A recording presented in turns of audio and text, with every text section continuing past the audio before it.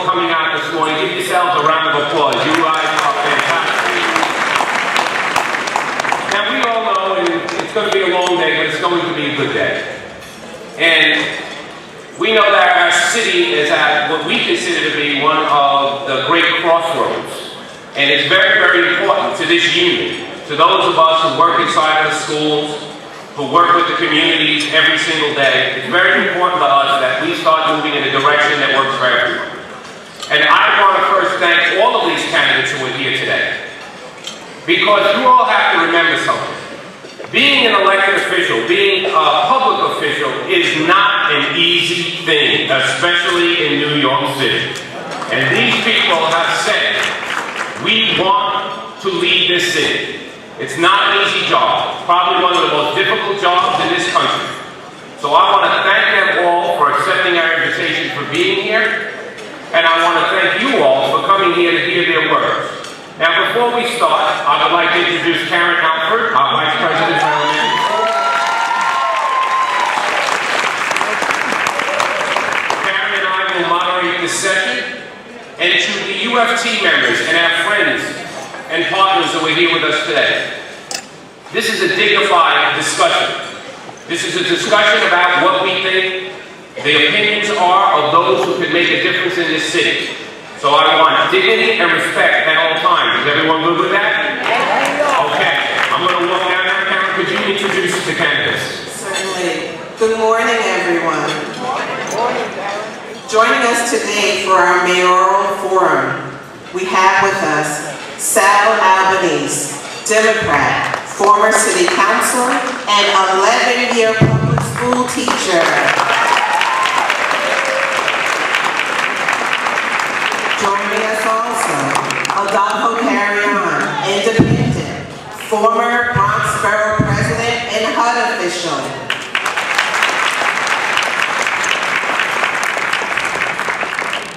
We also have Christine Quinn, Democrat and City Council Speaker.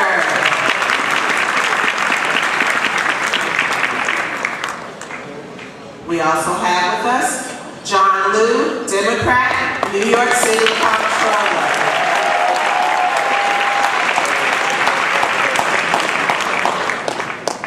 With us today, Bill de Blasio, Democrat, Public Advocate.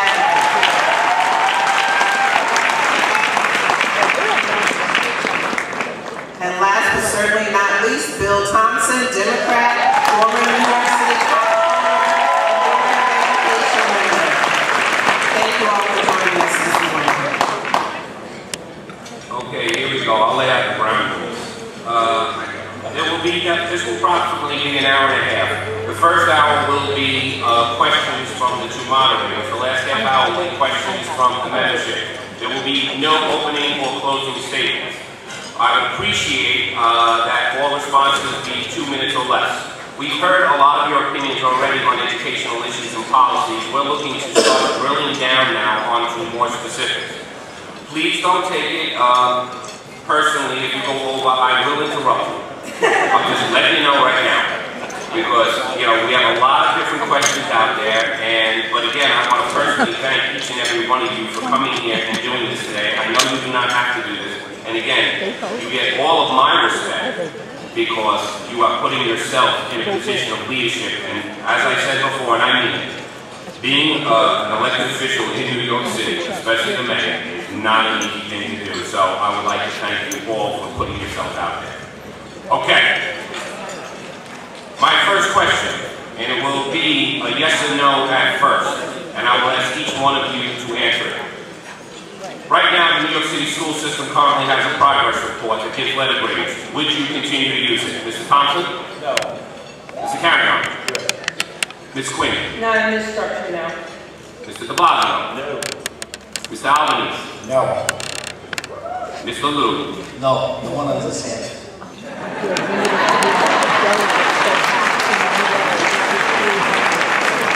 Ms. Quinn, you said not in this structure. How would you change it? We now have a state representative. I'm not sure where we have two systems. The report cards are supposed to be about getting parents clear information to make the best choice for their children. So why do you have two different competing sets? I would start and look at the state system as one, so we are consistent. But also, I don't want, and I don't know the percentage in the state, so I just want to add this caveat. In the city report card, over 80% of your grade comes from standardized tests. That does not tell the story about our schools, and doing that only commits us to this obsession with standardized testing.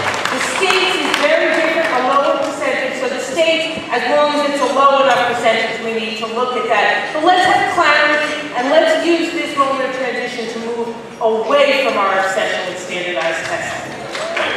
Mr. Carrion, you said you would keep the current one. Why? I agree with the speaker that it is a yes with the necessary improvements to ensure that parents are getting the best read of the schools that they're sending their children to.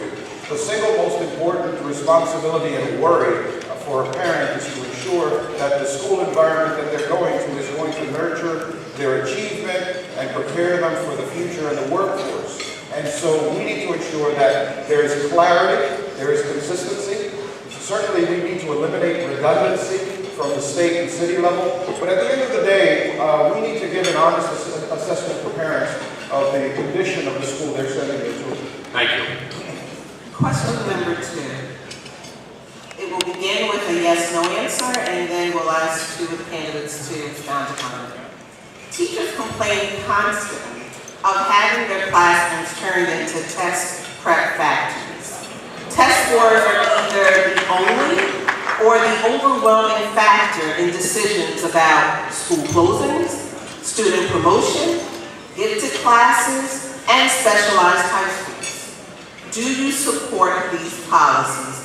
Yes or no? Mr. Lilly? No. We're going to go straight down the line. Mr. Alvarez? No. No, and you have to ask the question, who's been fighting against them and who hasn't? So that I'll tell you clearly. Yes or No. no? No. Definitely not. Okay, can we have, with the answer being no, then how would you change these policies? Mr. Thompson? Well, I think the first thing is to standardized testing plays a role, but it can't be the only role. There are a number of things that we have to do. First, there are ways to look at how students perform. There's things like portfolio, looking at how a student performs, teacher evaluation. All of those things are part of looking at how students do. All of those things are part of looking at how teachers do. We have to stop this, when we look at school closures. Well, just using test scores makes no sense. We have to first try and turn schools around before we give up on schools, before we give up on communities. It just makes no sense at all. So I think there are a number of different measures, and this fascination with test prep has led to teachers not being allowed to teach. It's turned into a situation where we've taken things out like art and music education. They're no longer part of the school system. We need to bring them back in again. So there are a number of ways to be able to do this differently. This focus on test prep and standardized testing needs to end. We need to be able to look at it. Whether it is admission into specialized schools, whether it's school opening and closing, we have to use multifaceted approaches to be able to make those decisions. That's what we have to do. Thank you. Mr. Blossom? Well, I think the notion, I want to take a look for a second at the specialized schools. The notion that children's futures are determined by a single test, and the outcome of that is a series of schools that don't represent the full population of the city. I don't know why that alone didn't say to the people of the city that the over-reliance on standardized testing was absolutely bankrupt. It doesn't work, it doesn't reflect the reality of our children. We have so many measures we can use, and this is true up and down the line, whether it's admission to a high school, whether it's the way we evaluate a school, a teacher. We have better measures than standardized testing. Standardized testing should be used only to the minimum and has to be used by law to determine these evaluations, these assessments. Look, we used to talk about the problems of standardized testing. Remember when folks recognized that SATs were culturally biased? Remember when it was normal in the discussion of education to say a standardized test could never give you the full picture of a child? Well, in the Bloomberg years, that got washed away. And standardized testing became the false idol. We have to undo it from top to bottom of the system, if we want humane treatment of our teachers, first of all, we want to stop the madness of talking about what's wrong with teachers and start talking about what's right with teachers, how we can support them, how we can develop them. But also, if we don't get away from this obsession with standardized testing, we're going to keep putting undue pressure on our children. We're going to keep sending confusing messages about how schools are progressing. We've got to break the whole thing down, and I finish with this. Today you have a chance to comparison shop. So you have to ask yourself the question, who fought against these policies? Who fought against the excesses of Mayor Bloomberg and Joe Klein?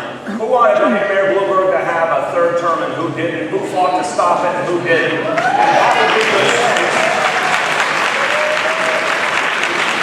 That will give you a sense of who's real about tearing down this obsession with standardized testing. Thank you. This will be a yes or no, and there will not be follow-up on it. There is now a cap on charter schools in the state and in New York City. Would you support raising it? Mr. Thompson? At this point, no. Yes. Go down the line. Not today, no. No. No. Oh, you want me to do this one?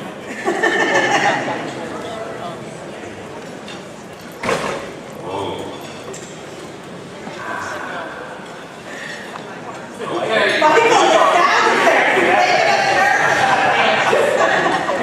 It's one of the toughies.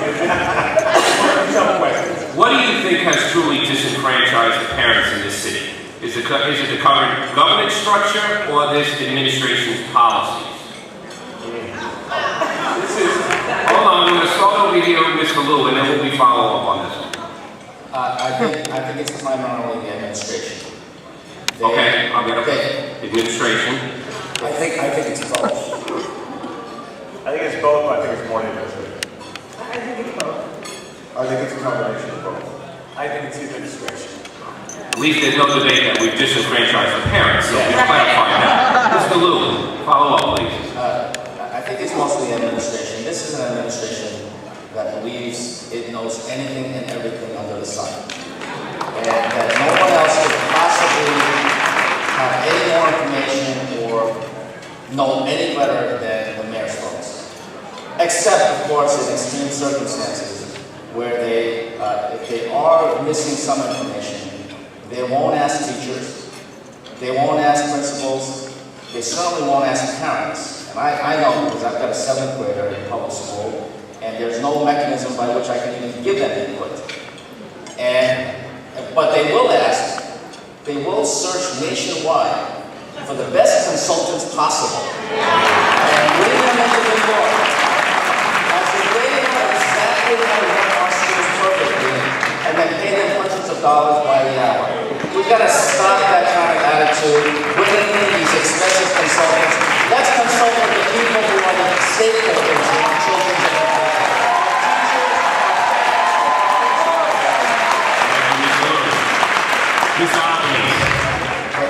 It's clear that this administration has done nothing to involve parents. It's a matter of fact, it's gone out of its way to make sure that they don't have any real input. As all of you know, and I was a school teacher for 11 years, successful schools involve teachers, parents, and administrators, and communities. That's what makes a great school in the city. So we have to do everything possible to encourage parents. And also, we do have a dysfunctional political system that really is out of touch with most citizens around the city. So we have to reform our political system and stop these campaigns where we spend so much money by special interest groups that the citizens of the city, including the teachers, don't get the proper input into the government. So that's part of the process. And I believe that there are things that we can do to improve parent involvement. But we can also evaluate principals and how they bring parents into the building and be flexible, especially in inner city communities where parents are working 2 jobs, they're trying to survive. We've got to make it more simple for them to get involved in their PAs and student teaching conferences. Thank you. Next question. No, we're just bouncing around. I don't want to mix it up. Because if we do all 6 for every question, we're going to get 4 questions answered. So the idea is we want to get general things first. It's an information gathering session for us back here. And thankfully, a lot of you, you've spoken so much about education. You've done quite a few forums on education. I've heard about it. You gotta know where we stand. So this is, if you notice, we're drilling down a little bit more than we've done before. Okay? Next question. This will be a yes or no, and then there'll be a follow-up. Does the next chancellor need to be an educator? Yes, it's a part of state law. Let's not have all these exemptions. Yes or no? Yes or no, Mr. Lewis? Absolutely. Yes, no more Kathy Blacks. Not necessarily, and I hope I get to expand on that. Yes. Excuse me? Yes, yes, yes. Yes, no more Joel Kleins. Mr. de Blasio, where would you... Let him explain. Well, I'm going to this. We didn't practice our team teaching. We have to have a professional to get us in line. Teaching is collaborative, okay? Teaching is collaborative. So, Mr. de Blasio, I would like an explanation, but in your remarks, could you also reflect upon where would you look for the next chancellor? And do you think there are any internal candidates at the DOE? Now, no bullying. Let me put this through the prism of my own experience. I became a public school parent back in 1998 when my daughter Kiara started pre-K at PS 372. I became a community school board member in 1999 in District 15 in Brooklyn.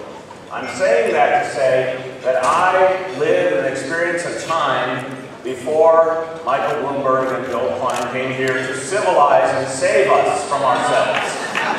And when you think about it, back then, we had a school system that had innovation, that led the nation in all sorts of ways, that had great talent produced, that had great chancellors, chancellors who succeeded because they were educators. I think the bottom line here is if you think about the chancellors who really performed, who really innovated, who really unified the school system, the ones who, by and large, I think we remember as the change agents, as the progressives, as the people who made a difference. They were educators unquestionably, and they understood the complexity of the school system of this city, and they could win the respect of teachers because they understood education. And what's broken here is if you have a mayor who is disdainful of teachers, dismissive of parents, and a chancellor who's never even educated a child, is it any surprise that the whole thing starts to fall apart? Is it any surprise that morale gets shot to hell? And there's no way to actually help develop and train and support teachers because there's not even understanding of what that means. So we need a chancellor who is an educator. It shouldn't even be a question. And I think the people of this city, they look at what's happened this last 12 years, they wonder how we could have gone this far astray. They realize we used to know how to do this. It's time to get back to basics. A chancellor who knows something about teaching children.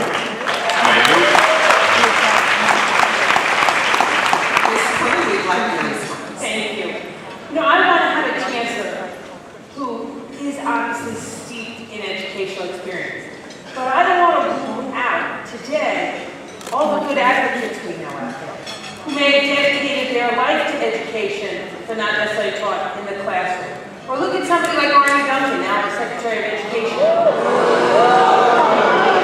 Before he took over the schools, had run a not-for-profit. I don't want to rule out people like that. I hope it is a teacher, but I want to have the ability to look at everybody out there and consider everybody, because we can all think of great advocates we know who have worked side by side with us for decades on improving our school system, and I don't want to rule them out before we start. On the question of is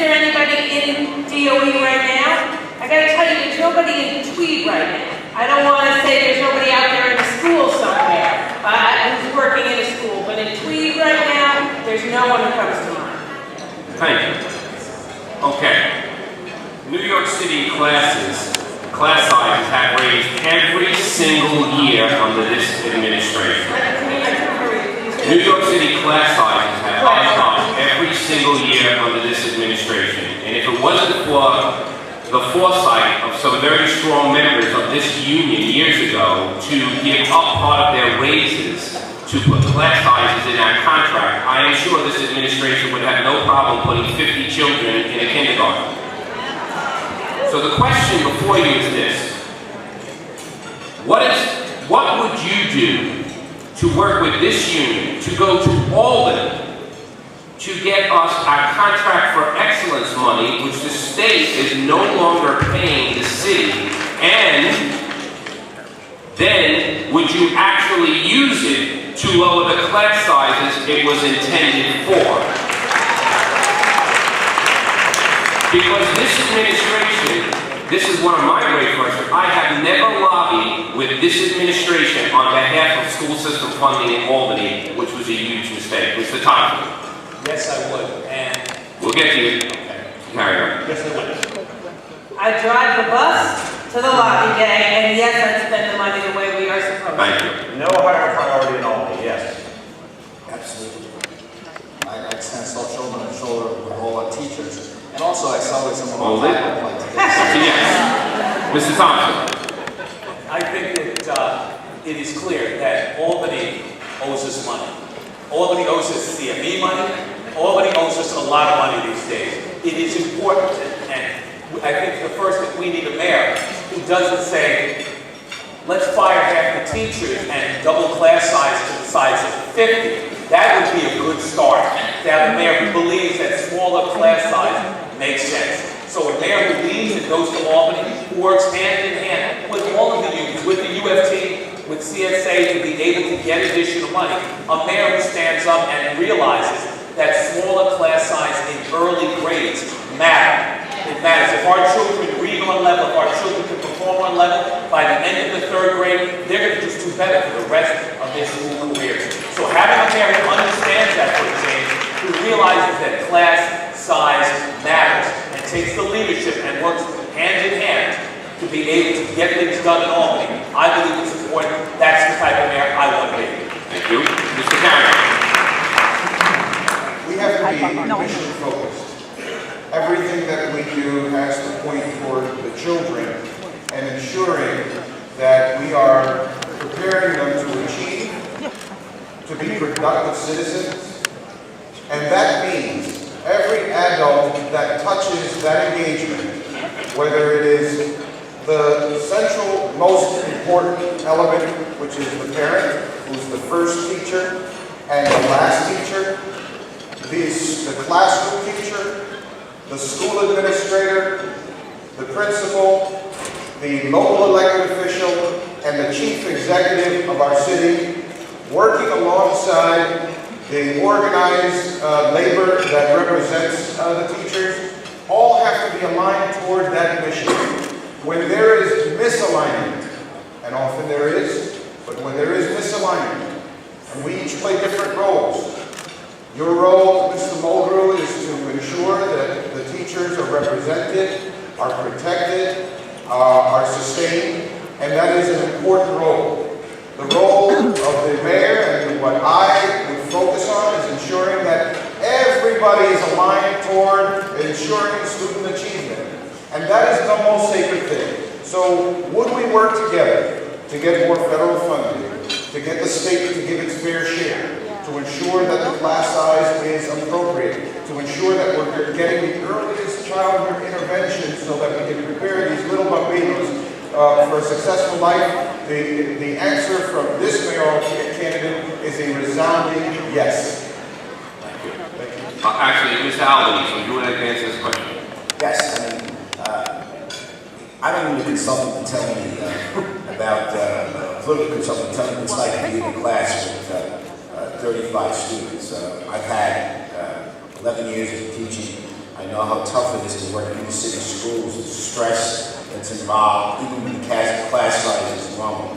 And it's essential that we lobby and receive federal funding and state funding for education. I think it's a travesty in America that education is such a low priority, that we have to literally beg government officials to make schools a priority, because education is the answer to all of our problems, whether it be economic development, whether it be crime. You got to invest in our kids, and we're not doing that. And of course, as mayor, education would be my top priority. I know it's done for me and my family. I have 2 daughters that teach in public schools, but I understand the dynamics, and I think it's important that the mayor who gets it on the ground, not the political consultants that tell them the right thing to say in crowds like this. I understand it firsthand, and I'm going to be an education mayor, a true education mayor. Thank you. Next question. Mayor Bloomberg inconvenienced hundreds of thousands of New York City families by forcing a school bus strike. Some of our panelists wrote the striking bus drivers a letter urging them to suspend the strike, saying they would revisit the central issue of the strike, which was job security. But in fact, the city Department of Education is set to approve new lucrative contracts worth $54 million with non-union companies. What would you do to bring back the workers' job security? Mr. Liu. Thank you very much. This is another example of how the Bloomberg administration, at first, for years, takes a stance that these are union members and their unions have to deal with the private companies, or in the case of childcare, private organizations that they're supposed to negotiate with, and the city has nothing to do with it. And then you see what happened this past year with the school bus drivers and their contracts, where it seems like Mayor Bloomberg just wanted to make a point. He wanted to make a point, and so he went out there and told the public that it would be illegal for them to continue the employee protection provisions. Well, we found out later that it actually wasn't illegal. The court ruling just simply said that they didn't have to do it, but they never said that it was illegal. So then the Bloomberg administration changed its stance. Oh, it's just a budget issue. They're just trying to save money. Well, number one, if that was the issue in the first place, they should have been honest and open with the public. Number two, the idea that they're going to save money. How did they save most of the money at the end of the day? They saved most of the money by denying thousands of kids the opportunity to go to school on their school buses. That's how they saved money. Is that the way you wanted to handle it? I would submit not. As mayor, I would take a look at it. As controller, we're waiting for those contracts. We want to review them very carefully. As mayor, we want to see what we can do to get back the quality and experience that we need. This is an administration that thinks that all workers, whether they be bus drivers or teachers, are commodity items that just could be replaced here and there with no value or experience. These school bus drivers are driving some of the most vulnerable kids, many of them special needs kids. And they need the kind of continuity and experience in the drivers that have been driving them for a long time. You can't just simply bring in new people who have no experience and replace people who have been seniors with 20, sometimes 30 years of experience. I will have an administration that values experience in our workforce. That's what we need. Mr. Thompson. We look at what occurred there. That was a great example of this administration union busting. It's as simple as that. That's what it was. That's what they did. And they did it openly. It's the same administration in the same, breath that said, we're not going to come to conclusion on, an evaluation process, so keep $250 million that could help our children. Same administration. The employee protection provision within the school bus contracts was there to provide for the safest, best experienced drivers to be able to take care of our children. That's what it was there for. When I was the president of the New York City Board of Education, we took a look at it also and decided not to bid the contracts out because we wanted experienced drivers, matrons who knew what to do, people who knew the routes, people who knew our children, those who had experienced records of safety. We wanted them to be the ones who drove our children. This administration is trying to show they won't cave into the special interest. In fact, got rid of that. I would bring back an employee protection provision. That's what we need to do. We need to make sure that those drivers, again, who have records, I don't want to experiment with somebody new, with somebody who doesn't have a record of safety. I don't want to experiment with our children. And particularly, as we look at some of our most vulnerable students, some of our special needs students, they're going to be changing drivers there too. It's a little scary. So I just think it is this administration, again, digging their heels in, trying to show how it's my way or the highway, and they've gotten rid of it. They're putting safety on the side. And last but not least, when you look at what the drivers were being paid and the matrons were being paid, it wasn't about money. It wasn't about money. They're making, the drivers are making a little more than $40,000. They're not making a lot of money. It wasn't about money. It was about this administration, the Bloomberg administration, trying to union bust, trying to prove a point. It was outrageous. Thank you. So, whoever becomes the next mayor, I must say that this mayor has left you in a very precarious position. Because for the first time ever, every single municipal labor contract is up. Every one of them. The mayor insists the city is broke and can't afford any raises, even though he's about to finish this year, conservatively, with over a $2 billion surplus. What do you think about the mayor's math and how would you deal with this issue? So what do you think about the mayor's math? We'll go right down the line from Mr. Liu, whether you like it or don't like the mayor's math. He gets an F. F, Mr. Albany. He can't add. Mr. de Blasio. The mayor obviously was not paying attention in math class. Ms. Quinn. We're going to be left with a big pile of math to deal with. Right. Mr. Carrier. We have a gaping hole in front of us. Mr. Thompson. The mayor needs remediation when it comes to math.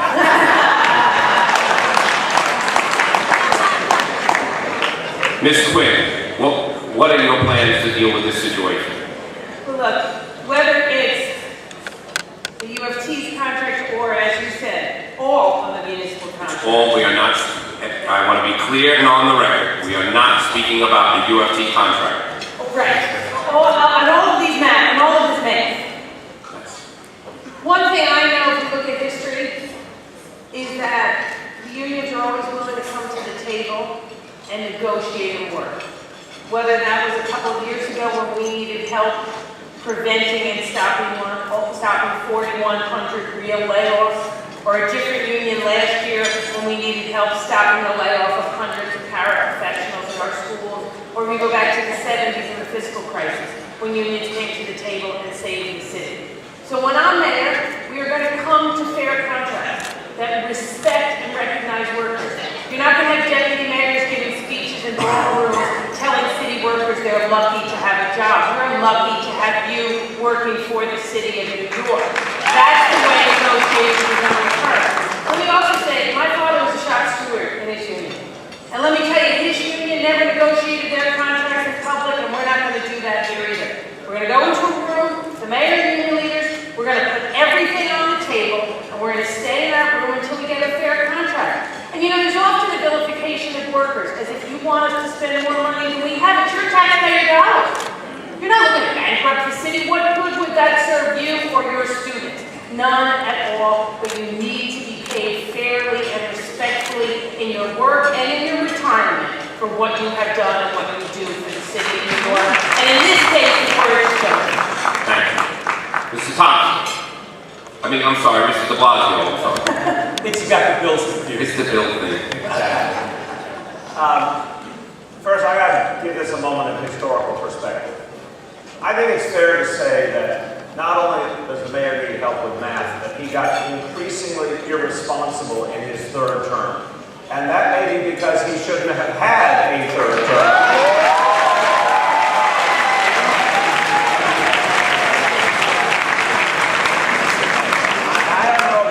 But I often found him a little checked out during his third term. And the bottom line is, crisis because Mayor Bloomberg did not take responsibility over the last 4 years for dealing with these contracts as they came due for a host of unions. The bottom line is, you have to look at who did what again. You have to compare these candidates. Who was in favor of the mayor having a third term, who fought against it, who led the opposition. I'm proud to have led the opposition in the city council against the mayor getting that third term. Now that we have him and we've been left with this mess, another historical perspective. Not only did unions help us in the past, this union saved us in the 1970s.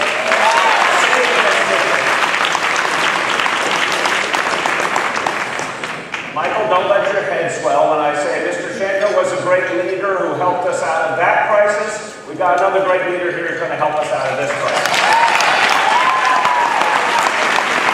They're looking for our money again. Did you hear that? Here's the way to do it. Here's the way to do it.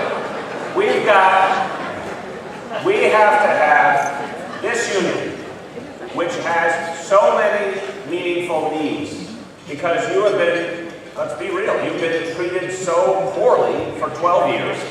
There are so many things we have to fix. I expect Michael to come to the table and have 20 different things that need to be acted on for the good of teachers, for the good of our children. And we will work together, item by item, to start turning around our school system. And we will work together for a fair contract now and for the future. And the fact that we've all been burdened together, by the way, I speak to you as teachers and members of this union, and I speak to you as citizens. We have all been burdened by Mayor Bloomberg doing something no mayor before had the audacity to do, which is to leave all these contracts open simultaneously. No mayor with a straight face ever did that before. Okay. But now, we will get our way out of it together by putting everything on the table, by shutting the door and finding a pathway forward that's fair to teachers, fair to municipal workers, and balances our budget. Mr. Liu, as controller, we're interested to hear your math on this one. You know, it's not like these contracts have been expired for a couple of months, or a few months, or even a year. It has been a complete abdication of responsibility on the part of this mayor. A mayor who we had to have for a third term because of our economic crisis. A management bureau that the people of New York City would be in shambles without. And yet he is now 3, 4, and in some cases 5 years into the expiration of these contracts for hundreds of thousands of city employees. That is an abdication of responsibility. But it's not all contracts that he's neglecting. Some contracts he's paid very close attention to. There are some contracts that this administration is pushing hard to extend for another 3 to 9 years down the road. Contracts, again, with their favorite consultants. Consultants are doing work that in many cases city employees can and should be doing.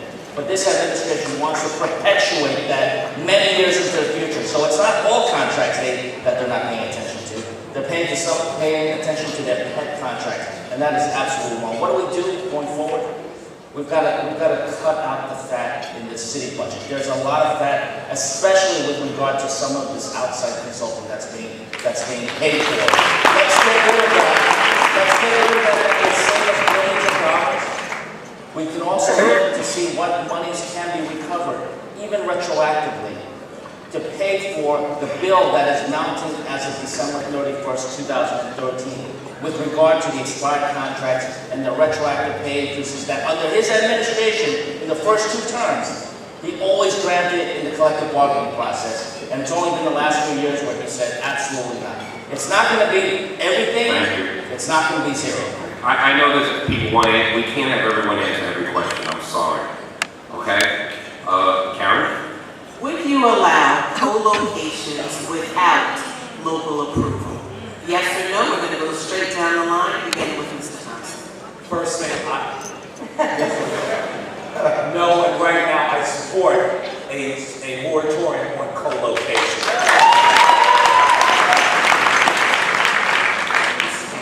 No. In some cases, yes. Moratorium because it's broken. No, without community input. No, I long ago called for a moratorium on these co-locations. administration has closed by its own account some 140 schools and brags about it. And actually, they didn't meet their quota because they said they were going to close 200 schools in their last 3 years. Thank you to the UFT and its members for fighting that. Under what, do you believe that this policy has worked, and under what circumstances would you close a school? So let's answer, do you believe that this policy has worked first? Mr. Liu. No, the policy of school closures. Thank you. Now, please. No. What? No. Okay. Mr. Albanese. Well, first, let me say, with respect to my colleagues up here, we all know that Bloomberg got a third term, and he's been lousy for education and for the city as a whole. That Christine Clinton got a third term. Let's stop reminding you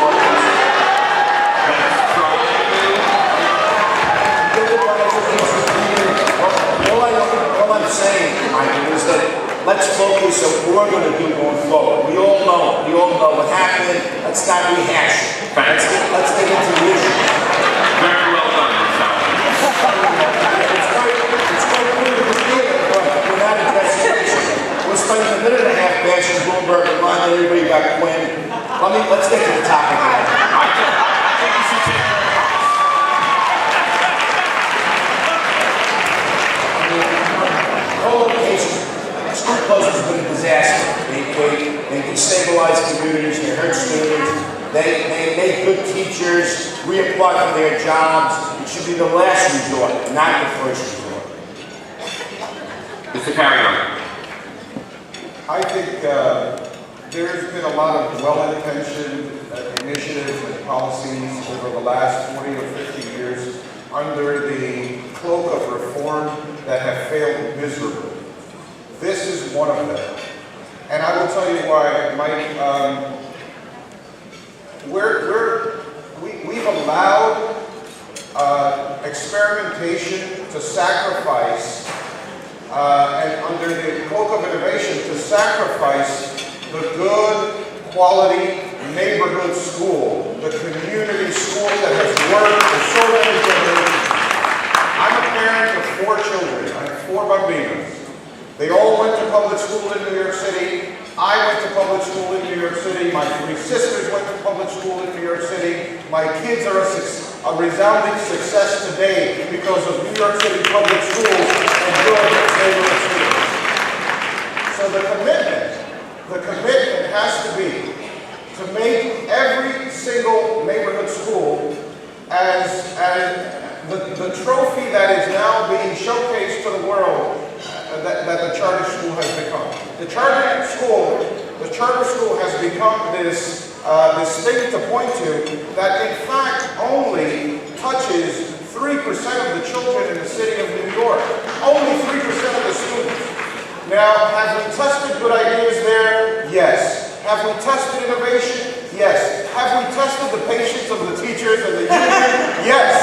But that's the whole idea. We collectively have to be committed to sacrificing for the children. At the end of the day, this is all about them, and my administration will be about the kids. It will be entirely about the children. Okay, thank you. This question I'm going to ask, this is the one question I'm going to ask every panelist to answer. Okay, so it will probably be the last question from the moderators. Please be mindful of the 2 minutes. The Department of Education has been reorganized, restructured, reorganized again, reorganized quietly when they can tell us about it. They reorganize all of the time. It has confused and frustrated the schools. It has confused and frustrated the parents. Nobody knows where to get real information. New departments pop up constantly. Nobody knows who's responsible for anything. It all goes to the Frankenstein castle we call it the Tweed Courthouse. I have, and just like the contract question, the main question here is, whoever the next mayor is going to have to reorganize again.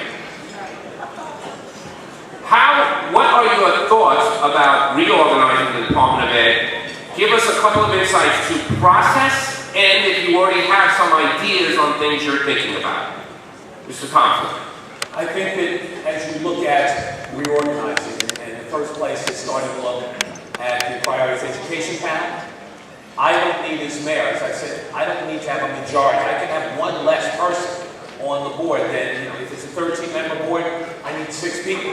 Because if it's not sound educational policy, and I can't convince one other person to join us, then something's wrong to begin with. I think as we look at, as we start to look at the system again, I've been clear, I want a chancellor who's an educator. When I was the president of the board, I had a chance to work with some excellent educators, people like Ray Cortinez, people like Rudy Crew. They presented an educational vision for public school system. In looking at this, I need to re-empower superintendents, because right now, schools, I don't want to rebuild a whole district operation, but I need to start to create schools within geographic areas that talk to each other again. That there's a place for parents to go, that principals have a superintendent they can work with to be able to support and help them out. I need to start to do a lot of that. Those are some things right away that need to be done to change the system again. Getting rid of, these letter grades. We've seen letter grades. You asked the question earlier. You see letter grades that I saw schools go from A's to F's in 1 year. In 2009, when I ran against Mike Bloomberg, mysteriously, almost every school in the city of New York was an A. It just can't be. It's mathematically impossible. Restoring some quality to that. So I think there are a number of things that need to be done to start to reorganize the school system and then move forward with real and lack of focus, or changing our focus away from standardized testing, bringing art and music education back into public schools, restoring the content again. And as we're looking now at new curriculum that's being pushed in, making sure that we work on professional development so that our teachers can teach those new things and have an opportunity to be able to bring that to the class. Thank you. Mr. Lewis. I think it's not so much reorganization as just fixing all the things that are broken in the Department of Education. We have a system now where it's run like a corporation. Public schools are treated as business divisions reporting up to DOE Corporation. And that has had a very harmful effect on the ability of educators in the school buildings to do their jobs professionally. The kinds of reorganizations I'm looking at is, number one, we do start with the panel for educational policy. I think the members there should have fixed terms so that they are not at the whim and pleasure of whoever the mayor is, and if they decide to vote in a different way, they're not going to be fired and replaced on the spot. We also have to restore the community aspect of our schools, and I'm in favor of more of the district approach where, as I said before, schools can communicate with each other and be connected to the community that they are located in. But at the end of the day, this is going to be about fewer mandates coming down constantly from DOE corporate headquarters to the schools and allowing the professionals to do their job. That means less emphasis on standardized testing. I actually believe that this is, I'm going to lose the 7th grade vote on this. I think there should be, in some ways, more testing in the classrooms. But testing at the discretion of the teachers for the purpose, not of reporting the numbers up to headquarters, but for the sole purpose of the teachers deciding if the material is getting through to their classroom or not.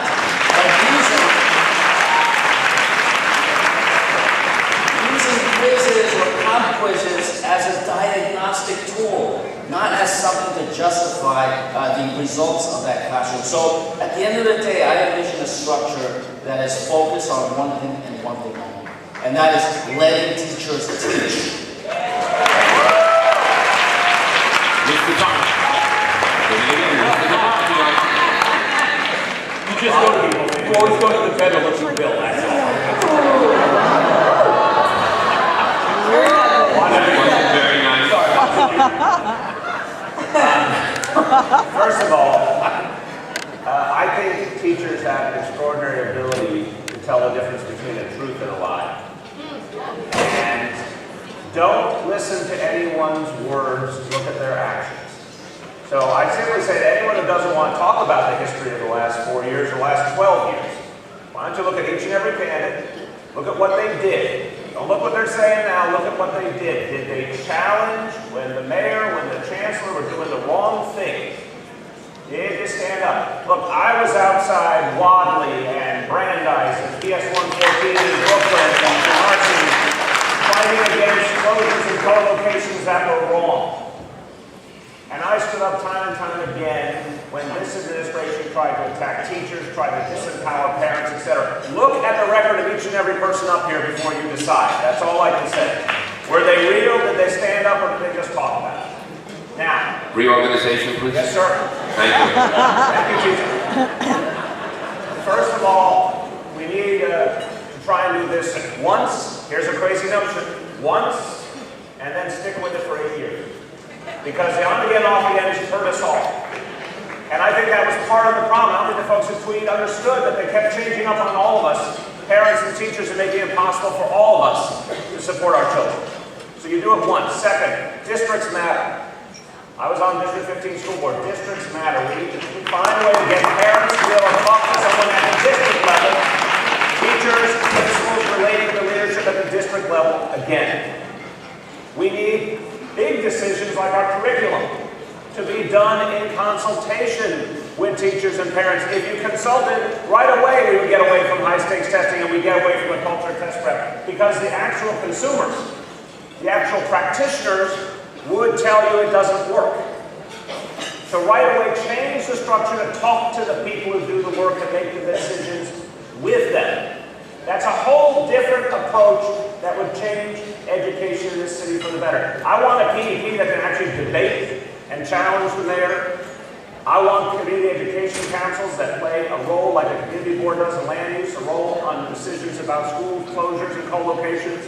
I want a democratization of the whole process. And I think if you do that, you not only get a stable organization where everyone involved gets a chance to be heard and then their voices matter in the outcome, you get to put the horse back before the cart. The horse before the cart to me is honoring and respecting teachers and focusing on teacher retention, teacher development, teacher training, not harping on the very few teachers who need to choose another profession. Let's focus on the vast majority who chose the right profession and who we need. Thank you. Ms. Quinn. You don't hear this a lot up here. I think the public advocate is right in that. I think the public advocate is right in that you need to look at people's records and what they've done and how they've done it. And I see that because every educational success that I've had as speaker and that I've had, and the council has had since I've been speaker, we have done hand in glove with the input of the UFT and with the CSA and with teachers and principals. And I mentioned that because I'm going to give you my ideas on restructuring, but there aren't my ideas at this point. They're not the final plan. We can't get to the final plan until we sit at a table with teachers and parents and principals and other school staff and hear directly from you what you think the restructuring needs to be. That's what we did in the middle school task force. That's how we got to the middle school quality initiative. That's how we got to $25 million more out there in some of our middle schools, an initiative we expanded a week ago, and you all know the difference that's made in your schools and how much better those children are now doing. And by the way, that's how we got the law passed last year, working with all of you in Kathy Nolan, to make kindergarten mandatory from September in the city of New York. But restructuring, before I get yelled at by Michael Holbrook, look, we need to develop a plan, and Bill is right on this too, and then stick to it. I don't know which working we are in right now at Lost Count. So we need to come up with a plan, how to commit to it for 4 years, and then reevaluate.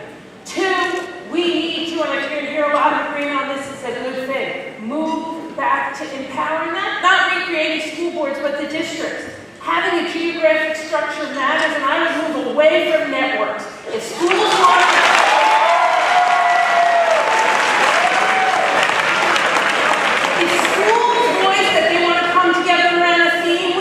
that out, but networks are a place that are taking money out of the system, not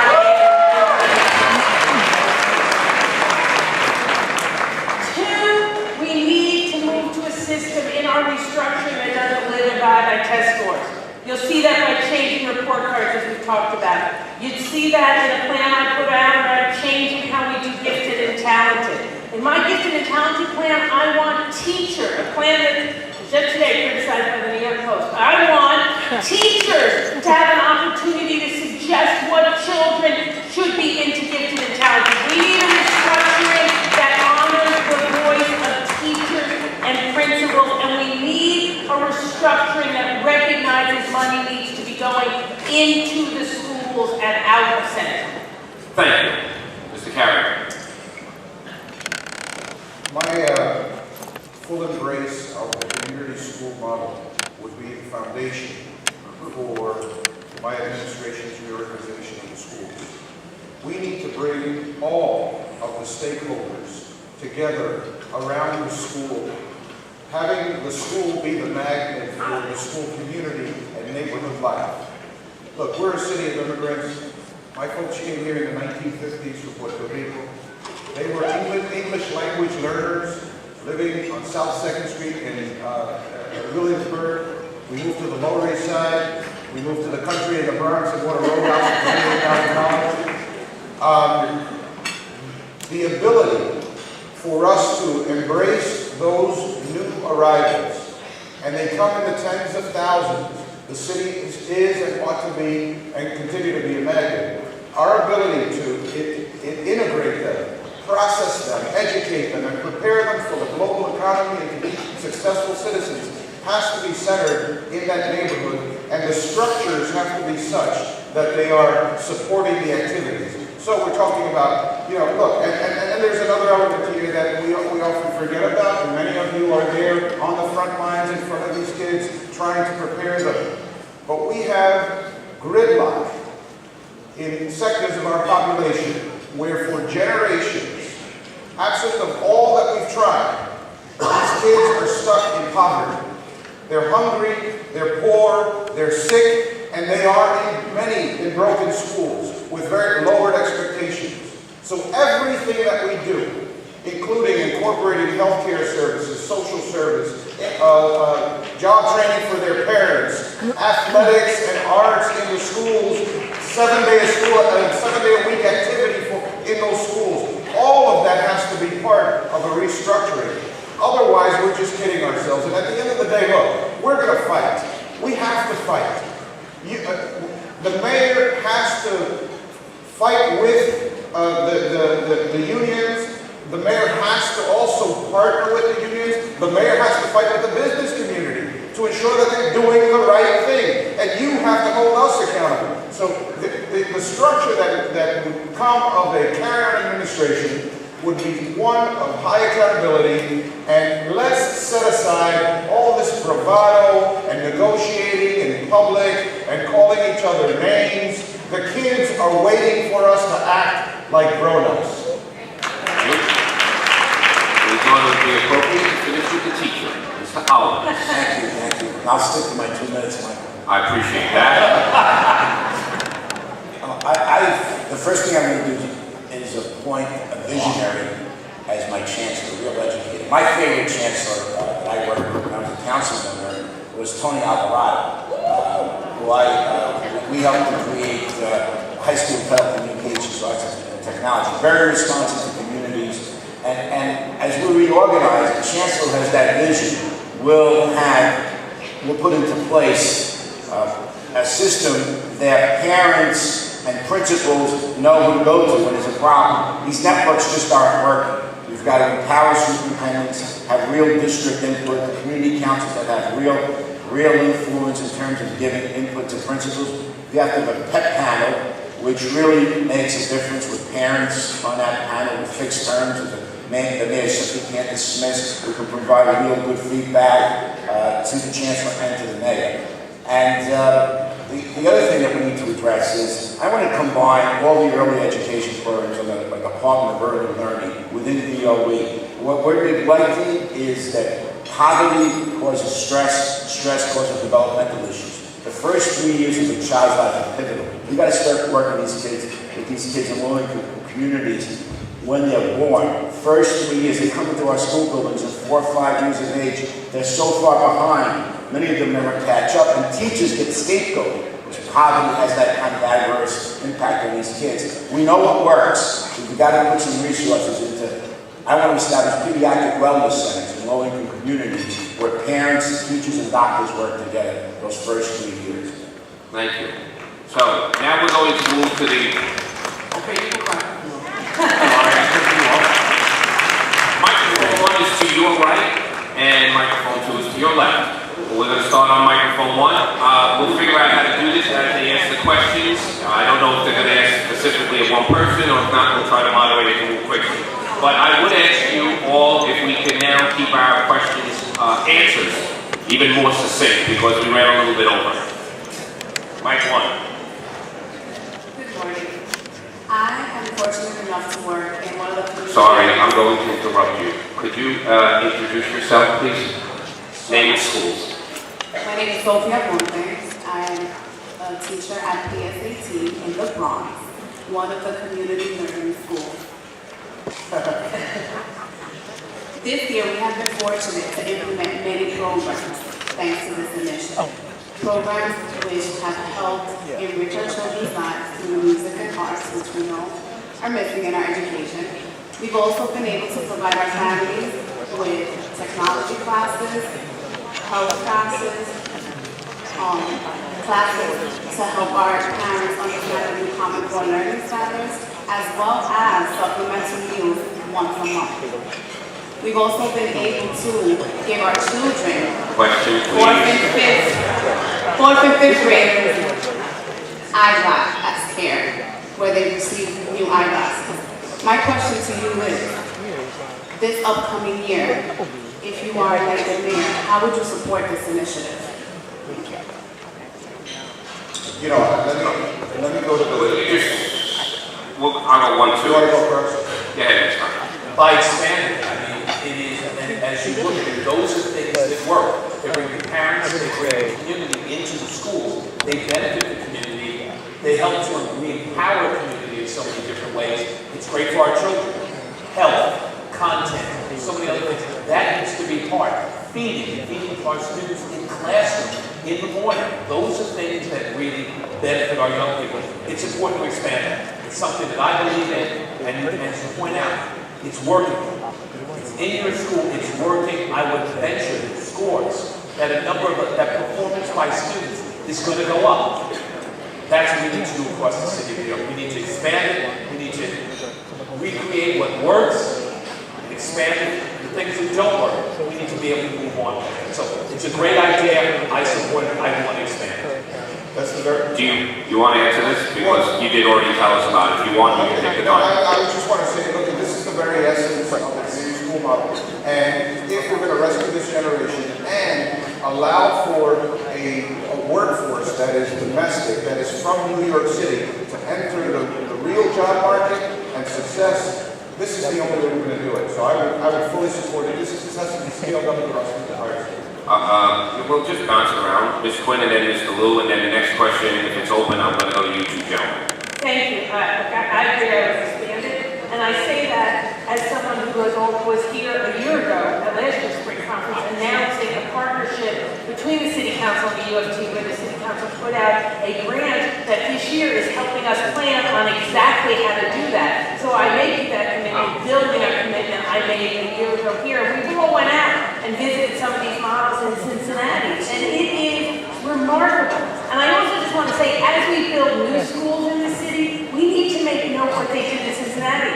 They built them bigger, with extra space. So as there are eyeglass clinics or a daycare center, they can come into that building. They left it open intentionally. We never think that way. That's another thing we need to add into how we build schools. And let me just add, in this vision, let's strike the concept of a cafetorium from any new school. You need a cafeteria, a gymnasium, and an auditorium. You never see those merged into one in a good community school. So thank you. Mr. Liu. I support this concept, and I support expanding it to many more schools. I think our schools should be community centers, where it's not just the now focus of education by itself, but we need to have more health services for our kids, because unhealthy kids don't learn. And I'm still struggling to understand why the Bloomberg administration chose us perfectly good clinics out of our schools. The dental clinics that used to be in the schools where the kids get their care right there on the spot. as opposed to having to take a day off from school to get care from someone else. The holistic approach to health and education should be the model that we apply.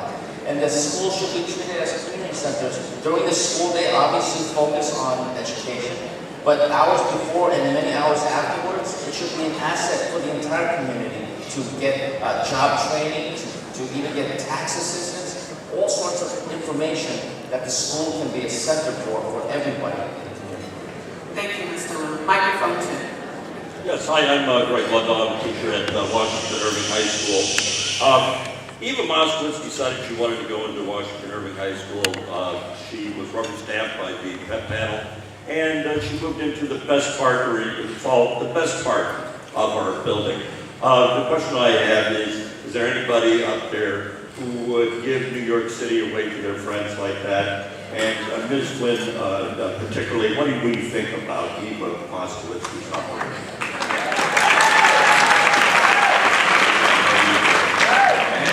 Absolutely. Well, even a few of us, I think, served within the city council, but I certainly did. And I think if you look back at Eva's time as education chair, although she did put some ideas out there that were useful, I think she spent most of her time as education chair attacking the union. And that was something that ripped us apart, didn't bring us any closer together. And that's exactly the kind of attitude we need to move away from. We need to be creating the biggest and best team approach we can, which doesn't mean we're going to agree all the time, but means we're always going to stay committed to being respectful, working together, and existing in a transparent way. You know, President Mulker's idea about having a transparency commission or truth task force, or I forget exactly how you phrased it, one of the key issues there that can be answered for all of us is how decisions get made about what schools go into what buildings, so we're not all scratching our heads sometimes about how these things occur.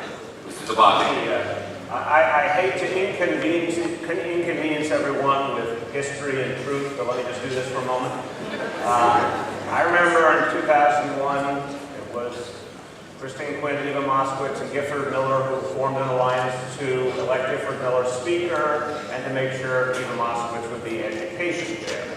So let's be real about how Eva Moskowitz became education chair and then how she proceeded to attack the people who actually do the education. To the question of today, time for Eva Moskowitz to stop having the run of the place. She has to stop being tolerated, enabled, supported. I have seen her schools have a destructive impact on the schools they're going into. That's the bottom line. Whatever is happening in her classrooms, and I respect if some children are being educated well in her classrooms, what I detest is the notion that it's at the expense of the schools she's co-located into, where those children matter too. And it wouldn't happen if she didn't have a lot of money and power and political privilege behind her, and if DOE didn't say yes ma'am every single time, and that's going to end when I'm there.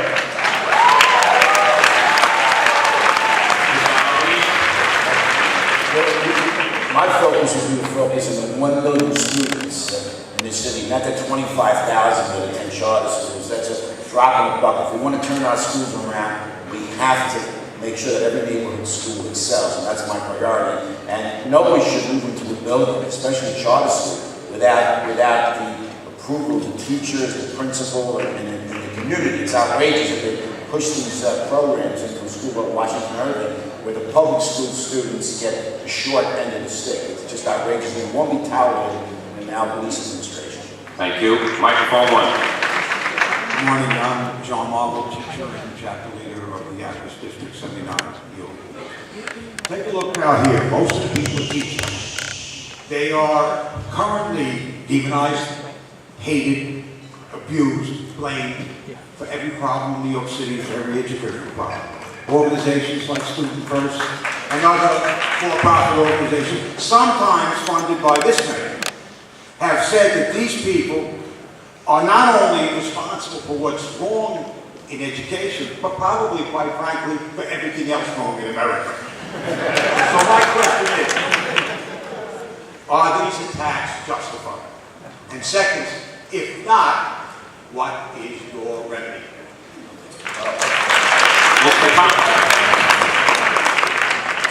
Are these attacks justified? Absolutely not. I mean, my mother was a New York City public school teacher for almost 30 years. She taught at public school 262 over on Macon Street in Brooklyn. We got some 262 people here, all right?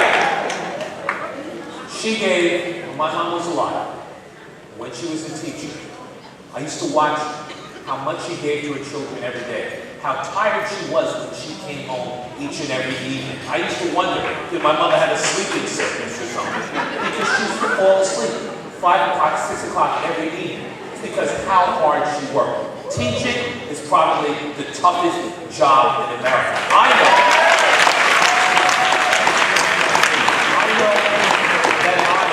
I know I couldn't teach because of how difficult it is. We need a mayor again who talks about teachers being part of the solution. We need a mayor who talks about, teachers used to be held up in our communities as community leaders. We need to go back to that again. We need to have a mayor who understands we need to work collaboratively. We need a mayor who, along with the chancellor and along with our teachers, puts forward a real educational vision for the city of New York. We haven't had that in years. So the demonization needs to stop. Talking about working collaboratively, talking about teachers being part of our solution, teachers being leaders in our community. We need to go back to that again. This isn't about let's point a finger and blame, because what's happened? When things work, the mayor and the chancellor stand there and they take credit. When things don't work, they point fingers at you. They point fingers at you and blame you. That needs to end. That needs to end. It will end December 31st of 2013.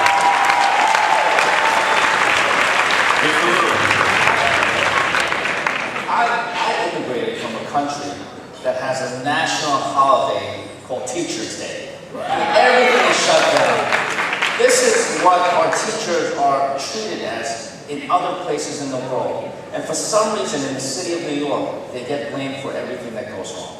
I remember all of my teachers, first grade Mrs. Tepperman, second grade Mrs. DeLitt, Mrs. Scott, Mrs. Bob, Mrs. Rubenstein, Mrs. Lederer, Mrs. Hart, Mrs. Cheney. I remember my teachers because that's the kind of impact that they had on my life.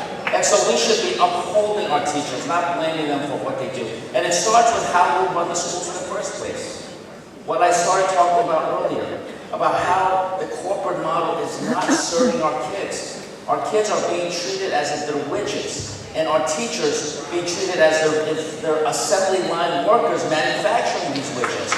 With all these directives and instructions coming down from DOE corporate headquarters, again, we've got to let the educators do their job. We've got to let teachers teach. Thank you. Microphone 2. Good morning, James.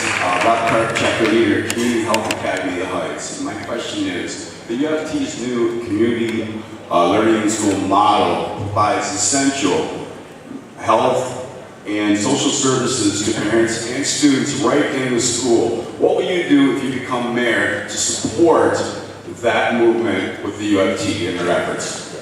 Obviously, the members from the community learning schools are very excited about what they're doing. Mr. de Blasio. Okay, first, 10 seconds on the previous. I told students first they can keep their money. I'd like to get them the hell out of New York City. So I just want to say that. Second, on community learning. Children's Aid Society developed a model that's incredible. Cincinnati has done something on a citywide basis. We know it works. To me, it would be a central focus of my administration. By the way, for anyone who says, how do we do this? The resources are there. They are spread out in communities. Things funded by Medicaid, et cetera. You centralize them in school, you have so much more impact. By the way, also, think about what we've seen in this country, some of the tragedies we've seen. Children with mental health problems who weren't caught in time.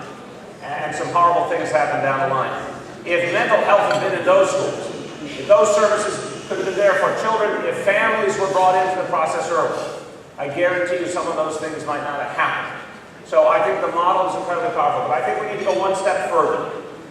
You need a community learning model that actually is structured on top of a greater focus on early childhood education. Because this city moved away from early childhood education while everyone else in the country is moving toward it. That's why I propose I proposed a tax on the wealthiest New Yorkers, those who make $500,000 or more, that we can have full-day universal pre-K guaranteed for every child in New York City. And another piece would be after-school seats guaranteed for every middle school child. The community learning model created throughout our system, but with a recommitment to early childhood as a basis for every child to address inequities to give every child a strong start. Thank you. Since we've already done community learning centers a couple of times, I'm going to move on to microphone 1. Good morning, my name is May11UFTforumFULL, and I'm an elementary school teacher in District 23, which is Ocean Hill, Brownsville. Before I give my question, I would like to say to all the mothers, Happy Mother's Day to you.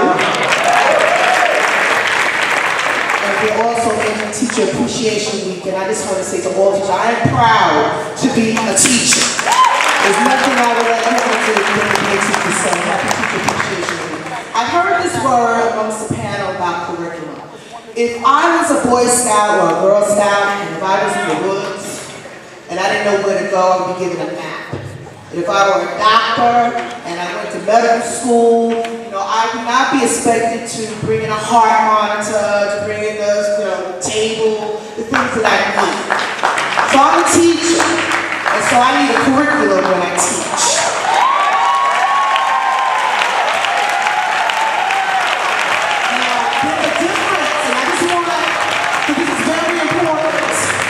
Understand that teaching a curriculum is not the same thing as making a curriculum. I don't make curriculum. I can teach curriculum. I don't make curriculum. So I want to know, if you become mayor or the next educational mayor, will you demand, instruct, I don't know what word you want to use, to give us a curriculum so we can teach these children with these new Common Core standards?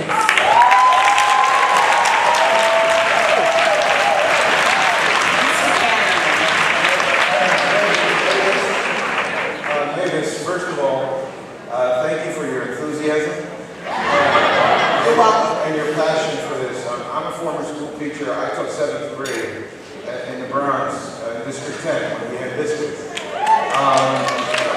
And I think it is the most important job in American society, because we are essentially taking a new entrant into our world, American democracy, American enterprise, and we're trying to convert them into a productive citizen. That is a tall order. The unfortunate thing, Mavis, is that we are failing miserably for a number of reasons, including the fact that one of the elements, as you just mentioned, is that we're not necessarily giving the teachers the tools necessary to make this happen. Now here's my play and my angle on this. I'll be very brief. The curriculum has to ensure the basic fundamentals. It has to ensure that it's relevant to the modern economy so the person can get a job, because at the end of the day, my colleagues have heard me say this, I'll say it 1,000 times more, the best social program is a job. The best social program is a job. We need to make sure that those bambinos are ready to enter the economy and succeed. Now, what we need to do is ensure that if there is a bad teacher out there, and let us all as professionals admit that there are, but that if there is a bad teacher out there, God forbid that you as a parent have 30 children, 30 parents, 30 families have 30 children in that classroom with a bad teacher not being able to deliver the curriculum and transformation and opportunity for those kids. We've got to get rid of them, and we all have to be part of the solution.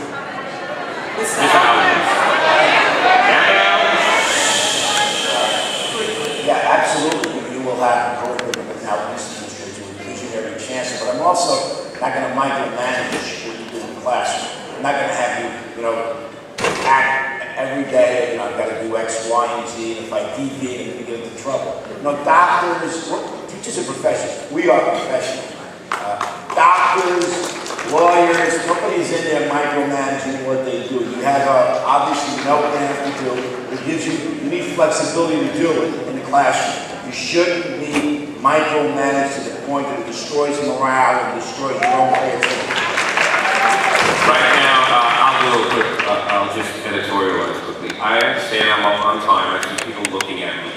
Right now in New York City, school teachers are scheduled to get a curriculum in September, which will be basically supplied by Pearson, and I'll leave that alone.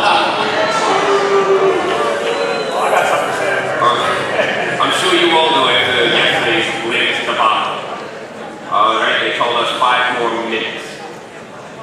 Can I just have 30 seconds on this? I would give you a curriculum that teachers agree with, but I would also have a situation where you don't have to go out and buy your own paper.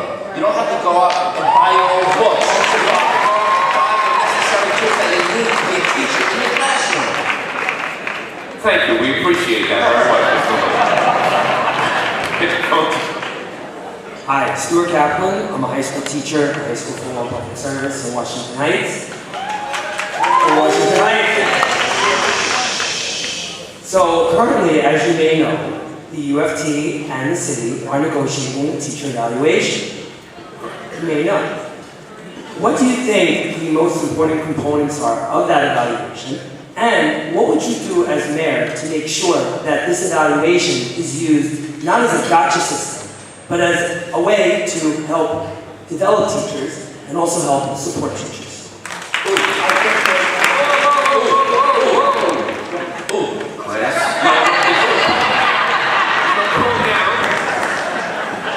I mean, I know the Fonz is going to be here later. What is it, Borshack?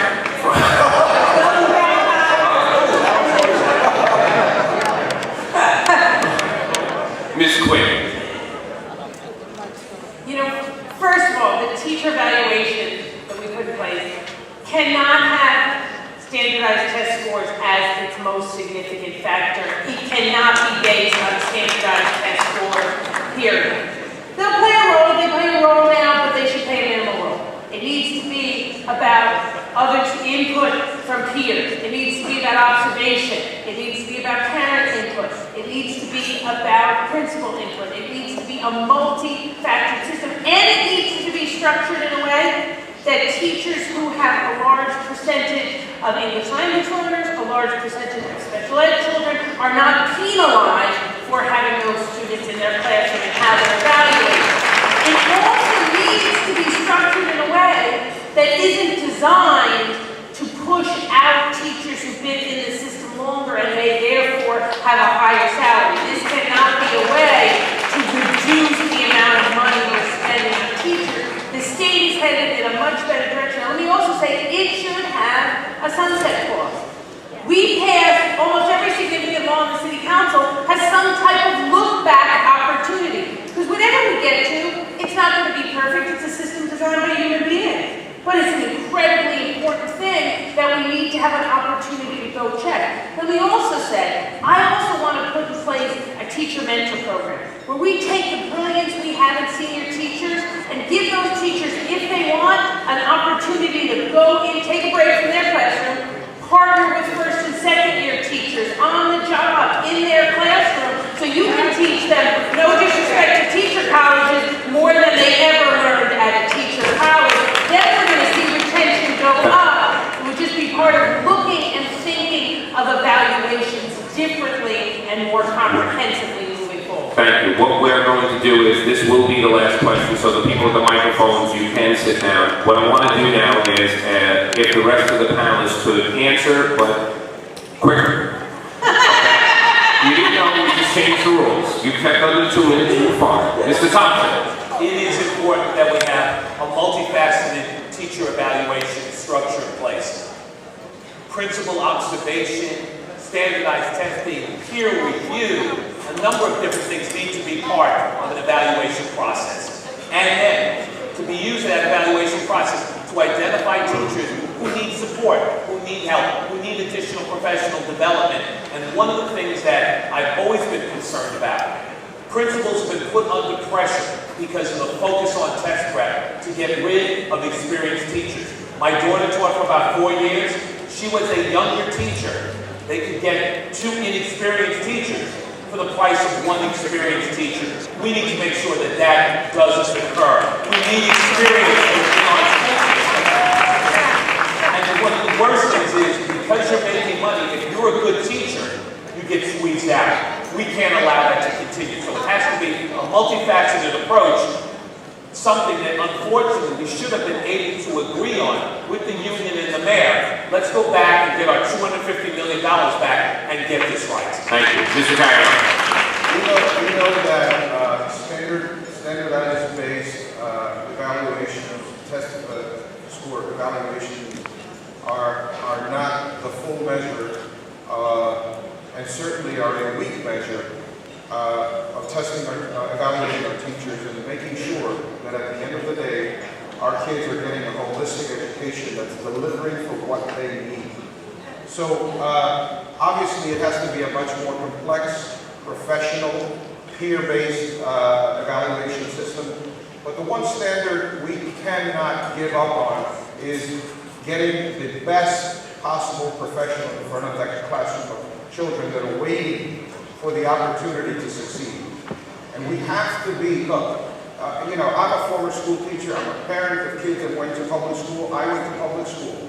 I have seen failure in the classroom from colleagues, I have seen failure in the classroom, and we have to call it out. We have to be grown up enough as a collective to say, you know what, when this is not working, we're not going to protect the folks who are not deserving of protection and make sure that we do get rid of the bad people. Thank you. Mr. De Blasio. Look, I think the central educational mission of our times when it comes to this question is not teacher evaluation, it's teacher retention. I think we have missed this in the public debate. Vast majority of people who do this work are good at it, care about it, want to get better at it. But you haven't been respected, you haven't been supported. So I want an evaluation system that's about helping you grow, helping you get the support, the training, the development you need and you want. Yes, we will find those who don't belong in teaching. They are a small percentage. We have all the structures in place we need now to do that. But the central question is not finding the few, it's supporting the many. And that requires mayoral leadership, a chancellor, everyone saying that that is our mission together, telling the broader public, telling the parents, we're here to uplift and support the teachers, and then putting evaluation systems in place that aren't about standardized testing, but are about the real measures that show us what teachers are capable of and where they need more support. It's as simple as that. By the way, it can be done. The reason it hasn't been done is this poisonous debate that the mayor has created and aided and abetted every step along the way to obscure the reality that the vast majority of our teachers need and deserve our support and our appreciation. Thank you. Mr. Alvin. Before I get into the answer, Mike, you have to be extra nice to me. I'm a dues paying member. I understand. Never the TRS system. Let me say that. A very lucky one from what I understand.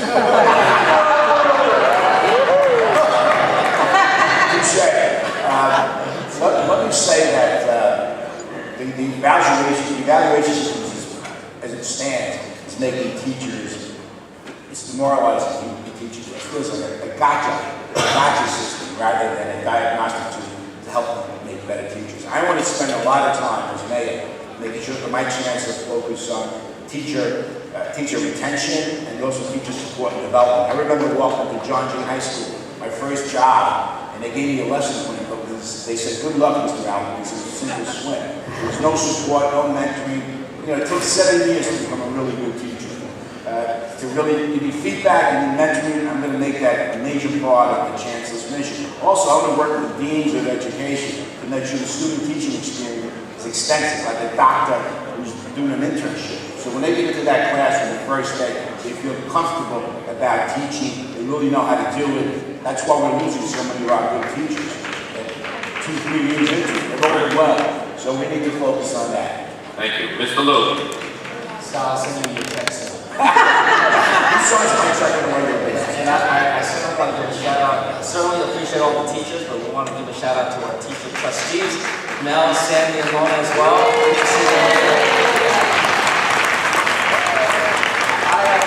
I've spent most of my career not in government. private sector, and the companies I worked for, the last one being a company called PricewaterhouseCoopers, the companies always treated their employees properly, with respect, dignity, and gave them the ability to improve themselves.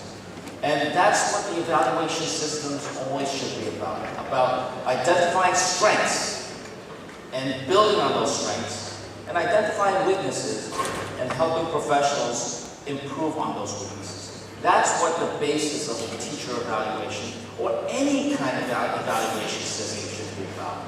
So in my administration, that's the focus that we're going to have about helping to bring people up, provide them more professional development as well as mentorship. In that way, I think we can really unlock the true value that we have in each and every one of our teachers. And I'm not going to start by writing off a percentage of our teachers, no. We're going to assume that everybody in the classroom can and is willing to do the job if they get the support from the Department of Education and from city boards. Thank you. If everyone could remain, Catalina has a couple of things to follow up on, and then I'll finish it up. Well, what I want to follow up is by asking everyone to give a round of applause to everyone for this wonderful forum, and especially for our moderators, Karen and Michael. So you know from this morning's forum how important this mayoral race is going to be. But what's going to be more important is that every one of us get out and vote. Wouldn't you agree with that? That's most important. We are decision makers for making sure that our next mayor is truly a real education mayor. And so that is why we're asking you to join our campaign of take part in I Vote campaign, to get out and encourage your colleagues, family members, friends, and public school parents to make a difference and get out to vote.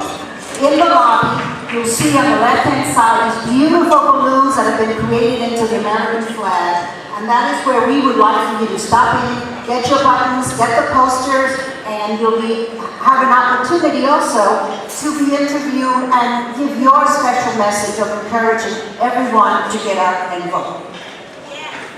Thank you, Catalina. So, are we going to vote? Yeah. Are we going to make the neighbors vote? Yeah. The family vote? Yeah. The whole block vote? Yeah. I'm glad to hear that. Look, I want to thank personally all the candidates for being here today. They